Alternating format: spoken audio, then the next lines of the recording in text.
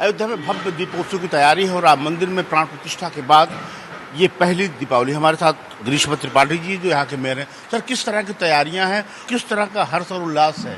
आप देखिए, त्रेता में जैसे भगवान राम लंका की विजय के उपरांत आए थे, उसी तरह का उत्साह वातावरण आपको अयोध्या में दिखाई पड़ेगा। सड़कें फूलों से सज रही हैं, दीपों से सज रही हैं, दियों के वर्ल्ड रिकॉर्ड, सामूहिक आरती के वर्ल्ड रिकॉर्ड और वो जन सहभागिता से। एक प्रकार से यह हमारा जो दीपोत्सव है वह अध्यात्म और पौराणिकता का संगम तो ही है और जन सहभागिता का भी। मेरे ख्याल से इससे अच्छा उदाहरण कुछ नहीं हो सकता है।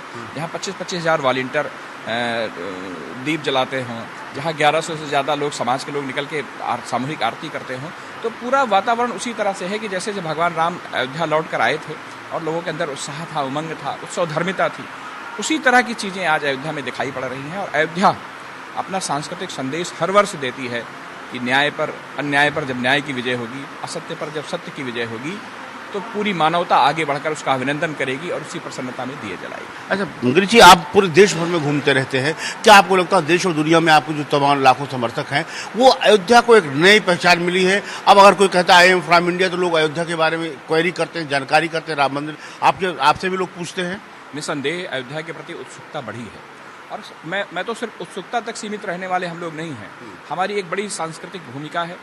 हम पूरी दुनिया के संस्कृति में अयोध्या के माध्यम से, भगवान राम के माध्यम से एक बड़ी भूमिका निभाने जा रहे हैं और अयोध्या धीरे धीरे उसके लिए तैयार हो रही है। पूरी दुनिया को अगर समाधान ढूंढना होगा तो राम की तरफ देखना होगा। अच्छा, आज आपकी एक किताब का विमोचन हो रहा है, हृदय में राम। क्या है, कहाँ, कैसे प्रेरणा मिली, कैसे लिखा आपने? देखिए, हमने रामचरितमानस की एक पंक्ति है कि तब लग उर बसत खलनाना, लोभ मोह मत्सर मद नाना, जब लग उर न बसत रघुनाथा, धरे चाप सायक कटिभाथा। यानी जब तक भगवान आपके हृदय तक, आपके जो वर्ल्डली डिजायर्स हैं, आपकी जो क्षुद्रताएं हैं, आपकी जो विसंगतियां हैं, आपके मन के जो छोटापन है, वो आपको परेशान करता रहेगा।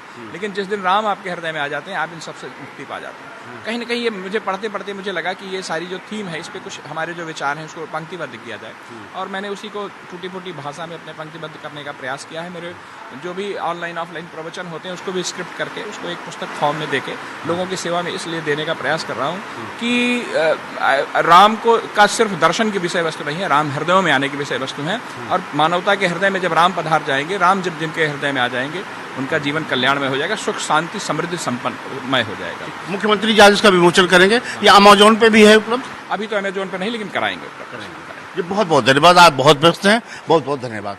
तो ये थे यहाँ के मेयर ग्रीष्म त्रिपाठी जिन्होंने साफ तौर पे कहा कि राम राज्य की संकल्पना और राम मंदिर का बनना देश और दुनिया के लिए एक बहुत अच्छा संदेश है।